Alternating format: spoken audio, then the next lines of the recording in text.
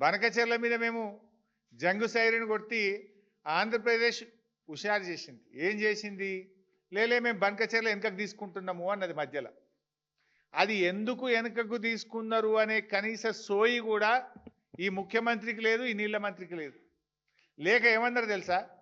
లేలే మా పోరాటానికే బనకచెర్ల వెనుకకు తీసుకున్నది ఆంధ్రప్రదేశ్, ఇది మా విజయం అన్నాడు ఉత్తమ్ కుమార్ రెడ్డి. అయితే ఇలా కనీస సోయి లేదు.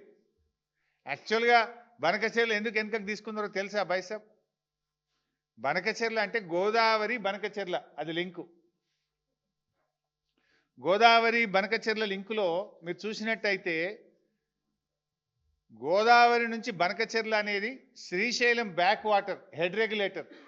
శ్రీశైలం బ్యాక్ వాటర్లో కృష్ణా జలాలకు గోదావరి జలాలను కలిపేది ఆ డబల్ లైన్ ఉంది కదా, అది బనకచెర్ల. ఆ 2 లైన్స్ ఉన్నది.